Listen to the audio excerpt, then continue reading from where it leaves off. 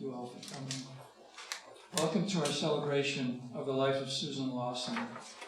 Sue did not wish this to be a religious service, but instead wanted us to gather together in a secular event to celebrate her life and the goodness that she shared with all of us, and not to gather here simply to be sad or remorseful that she is no longer with us. Susan Lawson was a truly wonderful human being, an exceptional musical talent who lived many of her later years under extremely difficult circumstances. Doing justice to her life is an enormous challenge. I shed many tears writing this. Please forgive me and bear with me if I lose my composure along the way. What you're about to hear is more than just a eulogy. It is, in part, the story of Sue and Jim Lawson, as seen through my eyes. There are three major threads to the story: her music, her personality, and her medical challenges. It is so sad that the last of these three came to be so dominant in our lives. Awareness of the challenges that she had to overcome every day is necessary to fully appreciate what a truly remarkable person she was. You will hear more about that today than I have previously disclosed publicly. There are three musical selections that will be presented within my eulogy. This is something that Sue had requested. They fit in well with my narrative, and I will introduce them when I get to those parts of my story. My journey with Susan began nearly 17 years ago. I want to begin by reading something that I read way back then, shortly before she and I met, something that I found to be incredible, not only for what it said, but for where I saw it. Here it is. The sight of glowing color on canvas, or sunlight on a lake, the enticing intricacies of Bach, or the sweeping sound of Mahler, the scent of salt air or pine needles, the warmth of a touch, the thought-provoking development of technology, or the words of an author that rip open the heart and stay in the mind long after the book is closed.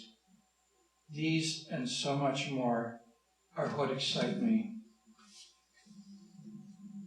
What made this passage so incredible to me, besides its inspiring content, is that it appeared in a Match.com profile. It was so very unlike any of the others. And did it grab my attention? You bet it did. Her Match.com username was Nerdette1, and mine was Loves to Hug. I sent her an email right away. One day later, we spoke on the phone, and the day after that, we met for the first time at an Indian restaurant in Princeton, New Jersey. We shared a very pleasant dinner as we got to know one another. Her name was Susan Dennis. I learned that she was a concert-level pianist, that she had worked as a medical researcher for most of her career, and that her previous husband had unexpectedly passed away from a heart attack less than 10 months earlier.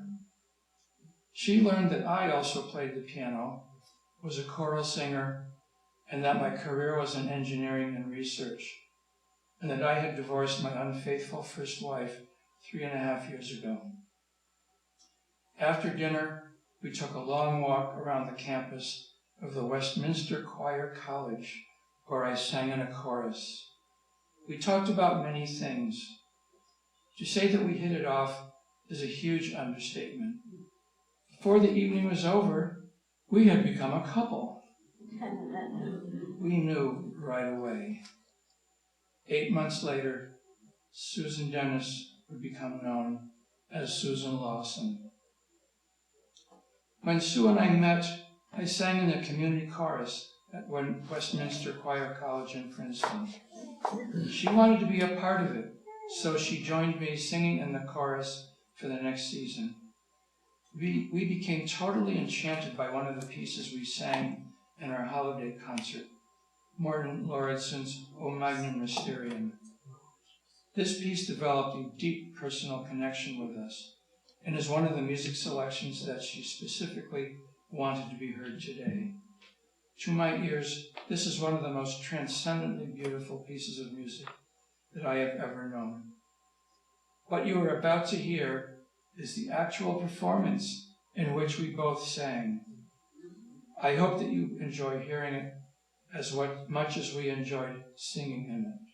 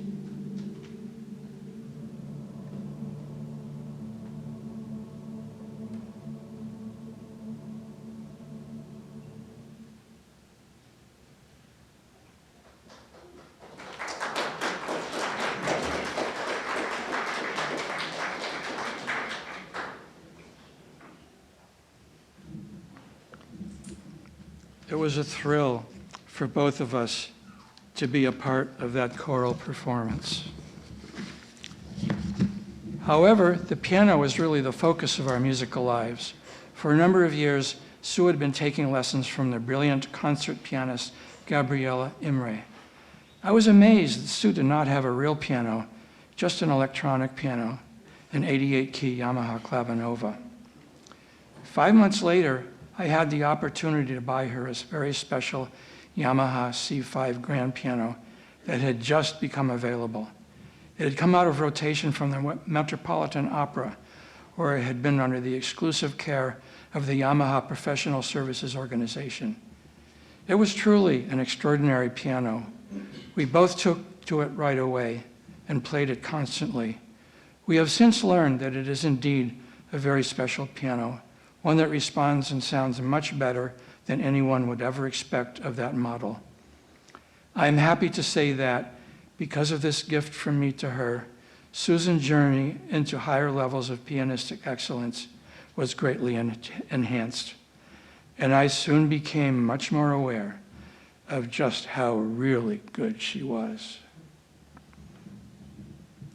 We were married on April 6, 2003, in an outdoor ceremony in central New Jersey, on a sunny spring day, one day after it rained, and one day before it snowed. Timing is everything. We honeymooned here in Arizona, and because of the wonderful scenery and the wonderful weather, we vowed to move here when we retired. After we returned to New Jersey and were greeted with a long spell of really awful weather, it wasn't long before we decided to make the move here as soon as we could. We were very fortunate to have met a member of the Phoenix Piano Club at a piano workshop in Vermont in June. She invited us to get together with her when we came to the Valley. We shared a nice dinner in her home in Tempe. Coincidentally, the Phoenix Piano Club was meeting on the very next day, and we were invited. We were warmly welcomed into the group, and although Sue did not have any of her sheet music with her, she played for them. So her reputation as a pianist in the Valley started before we had actually moved here. And we were so very grateful that we already had a group of musically inclined friends waiting for us. We moved here in September 2003. During our first year here, Sue and I both sang in the ASU Choral Union and had the thrill of singing in a performance with a full orchestra of Carl Orff's dramatic Carmina Burana.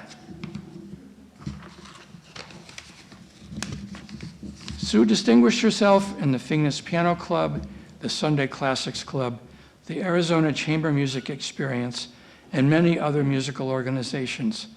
The word soon got out that Sue is not just an excellent solo pianist, but an excellent collaborative pianist as well. As an undergraduate, she was a designated accompanist for the choir at her alma mater, Brooklyn College. She became much in demand for accompanying solo instrumentalists and vocalists, playing in trios, quartets, quintets, in various chamber groups, and became the preferred accompanist for many of them. There are many excellent solo pianists who are not good as accompanists, but Sue is not one of them. She took piano lessons at Arizona State University. She studied with Baruch Mayer for some time, and then for many years studied with Robert Hamilton, who now thinks of her as one of his most favorite private students. When I married Sue, I knew that she was a very good musician, but I came to realize during our years here in Arizona that her musical talent was indeed something very special, something very extraordinary. But her outstanding musicianship is only part of the story. Sue was also a most kind, helpful, and respectful human being. She played willingly with musicians who were not on her level, and along the way, graciously helped them to get better. She gave of her time and talent freely, and never, ever considered asking for compensation. She played her music solely for the love of it. Among fine musicians, prima donnas are not unknown, but Sue was the polar opposite of that.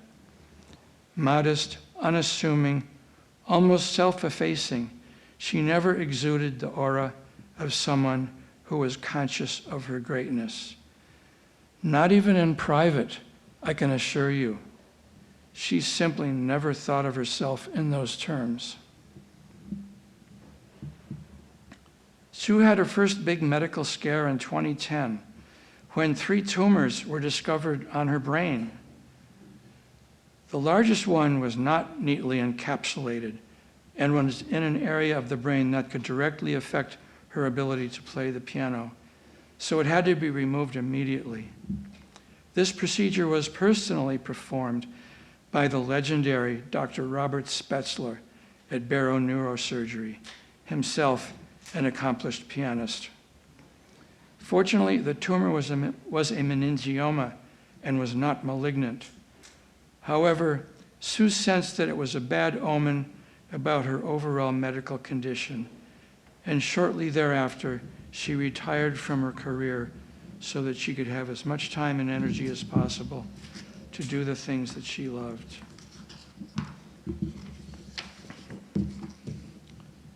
Ten years after we moved here, our lives changed forever.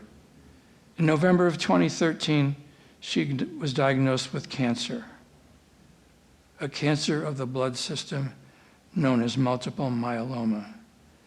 Chemotherapy treatment began in early December. You probably have heard that chemo can be very debilitating, and it had the expected effect on Sue's piano playing. Her stamina for practicing was not the same anymore. Her memory problems became worse, and yet she still enthusiastically and tirelessly gave it her all. After 8 months of chemotherapy, she had her first stem cell transplant to try to improve the chances of survival. Sadly, this first transplant, performed in August of 2014, was not successful. The cancer did not go away. Even the doctor was very disappointed with the results. The chemotherapy had to continue. When you are facing cancer, everything changes. Her bucket list, which had previously been somewhere way in the back of her mind, was now front and center. There were many places in the world that she wanted to see. I wanted to give her the best life that I possibly could because we had no idea how long she might survive. We took a trip to Maui, our second trip to Hawaii, just before her first transplant in 2014. We took a 2-week Mediterranean cruise the following summer. We went to Banff National Park in Canada in 2016 and to Oregon the year after that. We took some shorter trips to Sedona, Flagstaff, and Tucson. Everything on her bucket list became a top priority, and thankfully, we were able to do them all. Meanwhile, she continued to play the piano, although her stamina and concentration were not nearly what they were previously. The chemotherapy definitely reduced her ability to play up to the level to which she had become accustomed. Preparing musical selections for recital was much more arduous, and there were days, sometimes many days in a row, when she couldn't play at all. But she never complained, never became bitter, never let herself feel miserable about her circumstances. She took it all in stride.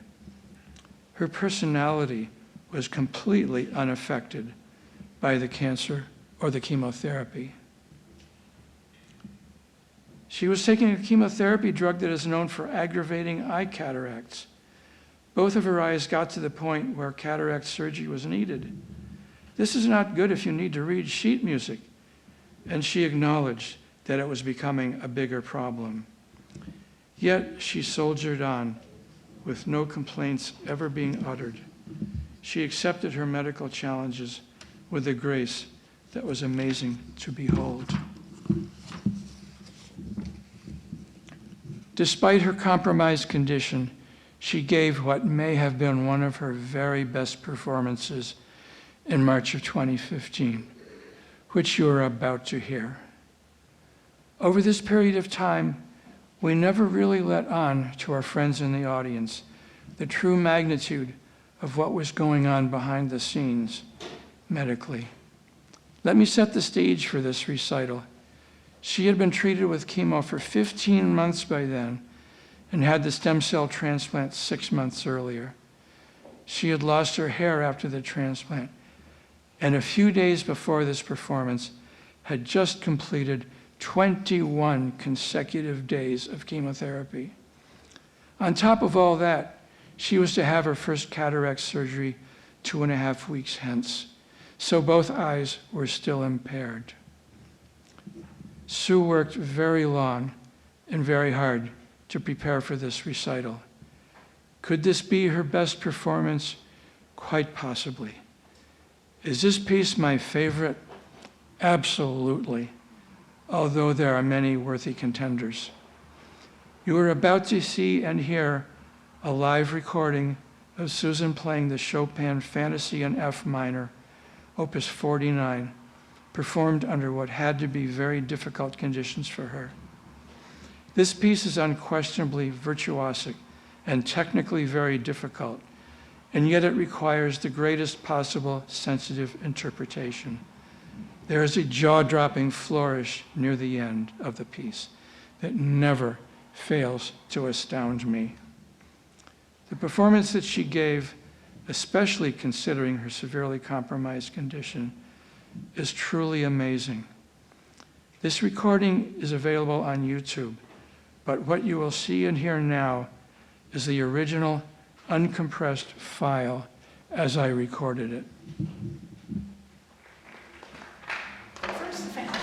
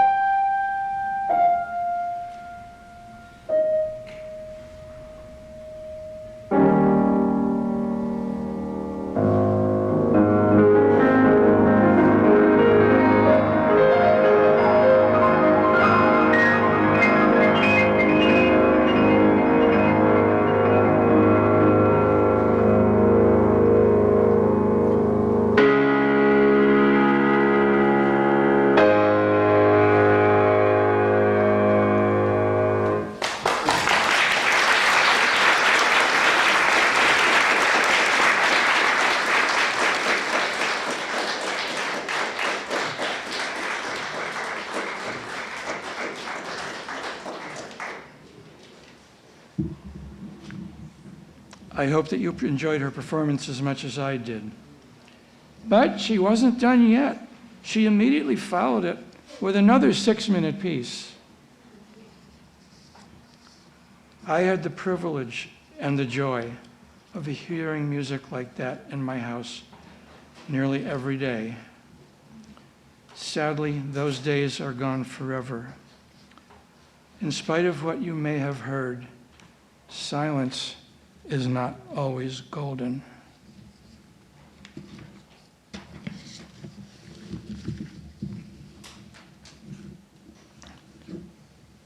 During this time, it was obvious that Sue was not at her best, not by a long shot. Yet she never complained, never made a fuss about anything, never stopped doing the things she loved, never stopped being friendly, never stopped being helpful, and never made life unnecessarily difficult for anyone around her. She remained a joy to be around. Her spirit was amazing. I doubt that I could have done as well if it were I. 2 years after she played the performance you just heard, we got hit with far more devastating news. Her multiple myeloma cancer had spontaneously transformed into myelodysplastic syndrome, often called MDS, of the very highest risk level. This is an absolutely ferocious and deadly cancer of the blood system, closely related to leukemia. It has a negligible survival rate. Her prognosis for survival was only 0.8 years. Nobody survives MDS except for the few who have a successful stem cell transplant, one that requires stem cells from a donor rather than from the patient. The chances of her survival without the transplant were 0, but with the transplant, they were still well under 25%. There were severe risks as well, most notably genetic rejection issues and susceptibility to life-threatening infections. After her first transplant, which was an awful thing to live through, she had vowed to never go through such a terrible thing again. And we were told that this next transplant would be a far worse experience than her first one. Initially, she was totally opposed to going ahead with this. But unfortunately, she really had no choice. When you are standing at the edge of a cliff, looking down into the abyss, it profoundly affects how you think about your life, your values, and what you are willing to endure in order to stay alive. Since Sue had worked as a medical researcher for most of her career, she used these skills to thoroughly study her disease and became acutely aware on a medical, factual basis of what she was facing. She accepted this horrible news with dignity and grace, and she continued to do the best that she could, all the while being aware that her own death was likely not too very far in the future. We wanted her to have the best possible treatment that we could get, so we switched her care to the MD Anderson Cancer Center, consistently rated as the best in the country, at Banner Gateway in Gilbert, which, by good fortune, was only 6 miles from our home. Our confidence in the care she would be getting there convinced her to go ahead with the transplant.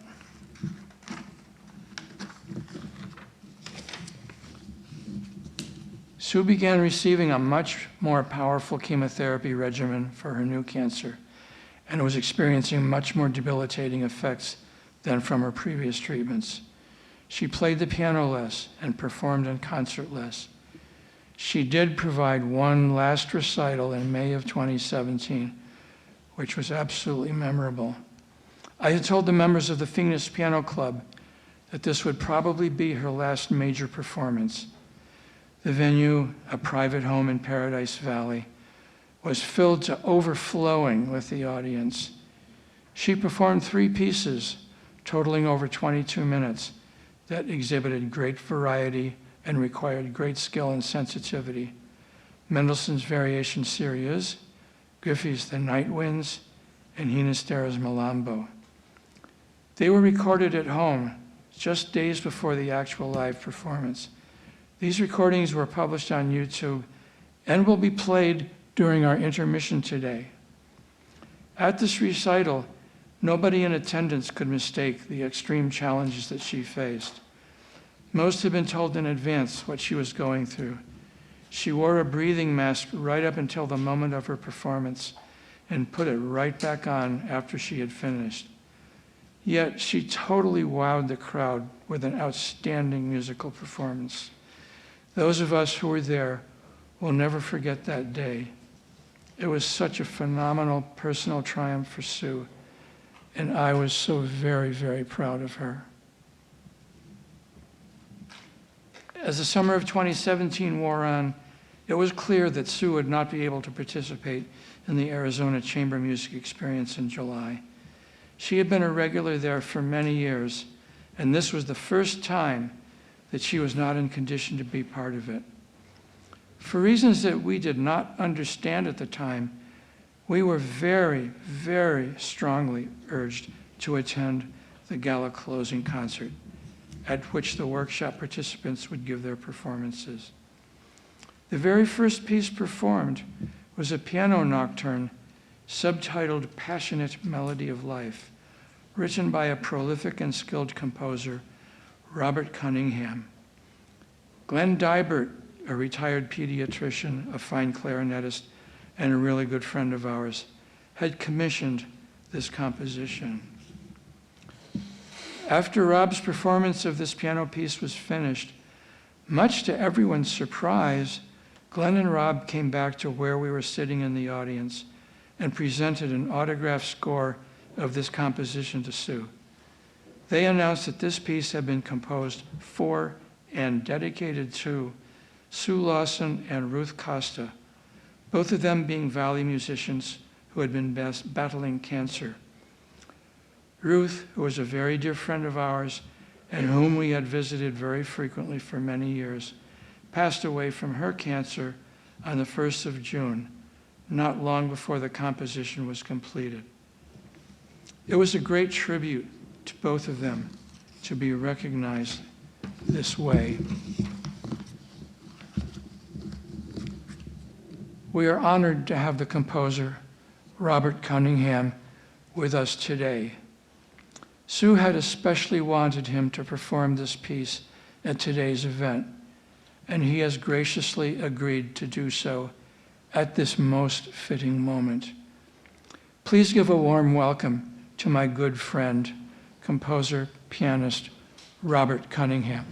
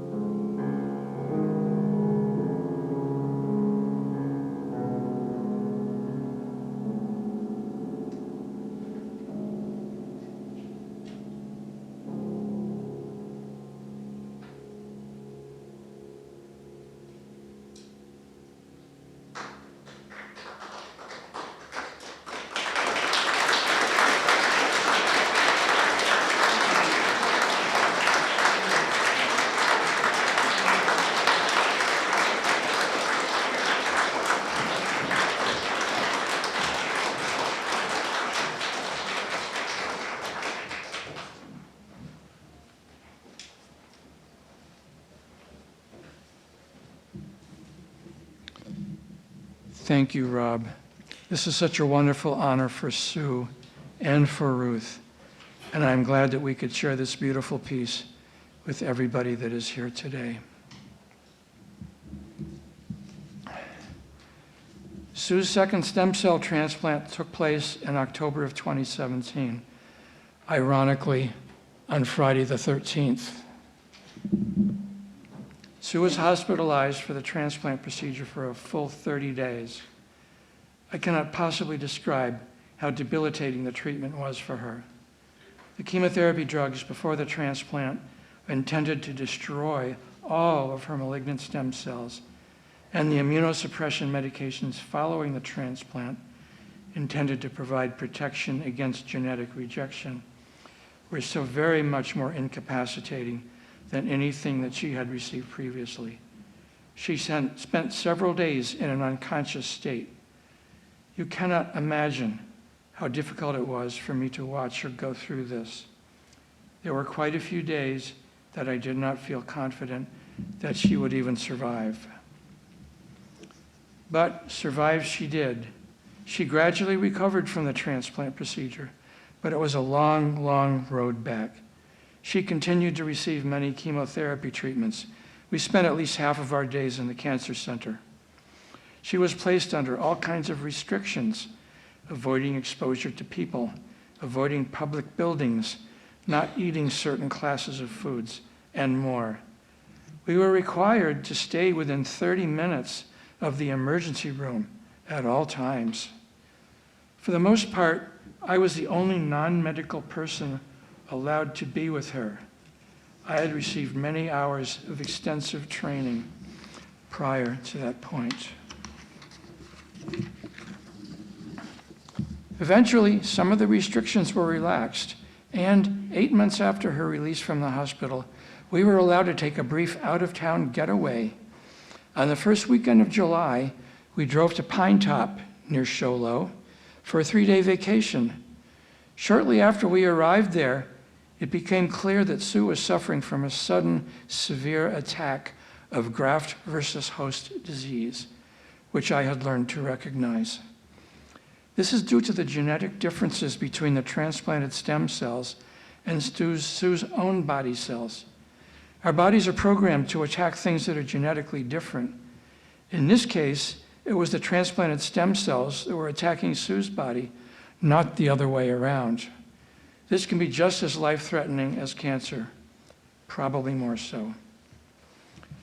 We had to abruptly cancel our vacation and immediately return home. Before we left Pine Top next morning, I called the cancer center and left an urgent message pleading for an immediate assessment upon our return. We were granted that appointment, and on the next day, she was admitted to the hospital. She indeed had graft versus host disease, really bad. The heavy immunosuppression treatment that she was immediately started left her vulnerable to a multitude of infections, some of them life-threatening. She was an inpatient nearly all of the time from then on, fighting for her life under extremely grave conditions. There were 2 periods in the hospital when she appeared to be quite close to death, and the doctors later confirmed that they, too, were afraid that they were going to lose her. There is no way for me to describe how heartbreaking this time was for me. She was occasionally released from the hospital, but never for very long. There were many emergency room visits, nearly all of them by ambulance, most of which led to her readmission to the hospital. Due to her weakened condition, she had 2 bad falls, one gashing her chin open on a concrete sidewalk, and one fracturing the humerus bone in her upper left arm. Somehow, she did survive those incidents and continued to struggle on. But since our return to the valley to deal with the graft versus host disease nearly 1 year ago, we never again were able to have anything resembling a normal life. I don't believe that she ever touched the piano again.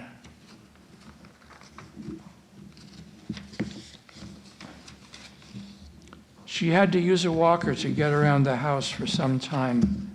then for many months required a wheelchair to get anywhere at all, and eventually was totally bedridden.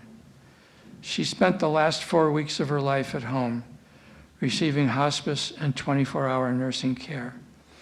I was so happy that I was able to arrange for her final days to be at home. Towards the end, she was almost totally non-responsive, nearly comatose. Her regimen of heavy-duty painkillers, oxycodone, morphine, and fentanyl was unprecedented in my experience. I stayed with her every step of the way, and I stayed with her until the very, very end. She passed away in her sleep at 5 o'clock in the morning on February 25th, nearly 4 months ago, and after an enormous amount of suffering over a very long period of time, she was finally at peace. On a more personal note, before I finish, I want to tell you about how her influence helped me to become a better person. My observations of humanity had led me to believe that males are innately disadvantaged compared to females when it comes to becoming better human beings. But I faced challenges that went beyond that.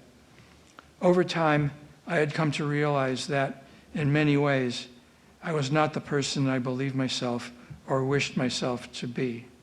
I kept observing some automatic reactions in my behavior from somewhere deep within my past that I could not stand seeing myself do anymore. Years before Sue and I met, I had dedicated myself to continually trying to become a better human being. I worked on awakening my spiritual side.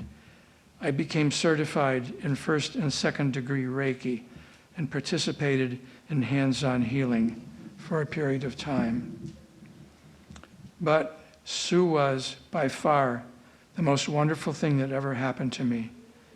The example that she set every day was beyond reproach, and the way that she, with sensitivity and kindness, guided me in the right direction was just what I needed. I am a much better human being for having been with her for these 6,000 days. And just for the record, I shall continue on my quest to keep becoming a better human being for as long as I live. She and I had talked about what she wanted my future to be like in her absence. She told me that she wanted me to have a happy life, and she hoped that I would find love again. She knew firsthand what a loving person I am, and knew how important that this is to my own personal fulfillment, and made it clear that she wanted me to enjoy a full, happy, and loving life after she was gone. It is so wonderful that she made it okay for me to think this way about the upcoming next chapter in my journey.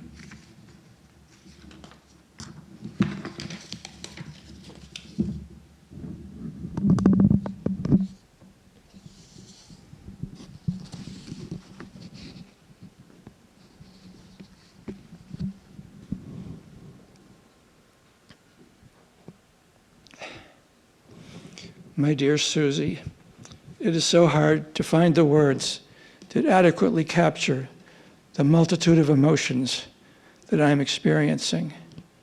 I have tried to do justice to your wonderful personality, your positive influence on those who have come to know you, as well as your amazing musical talent, but I feel that I must have fallen short. Your grace and courage under the most difficult circumstances is beyond comprehension.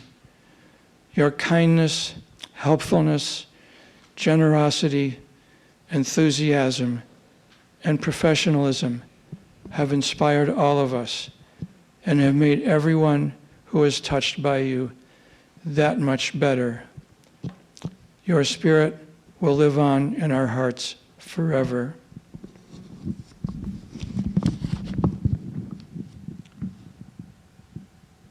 Sweetie, this is all for you. You will be dearly missed. Yes, we are all grieving that you are gone. But most of all, we rejoice that you are such a special part of our lives. Farewell, my love. Rest in peace.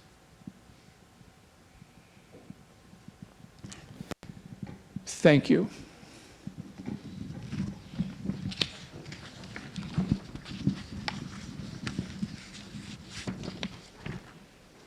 There will now be an intermission. Food will be served. There is water outside on the patio. Stand up, stretch your legs. Feel free to come up and mingle with us.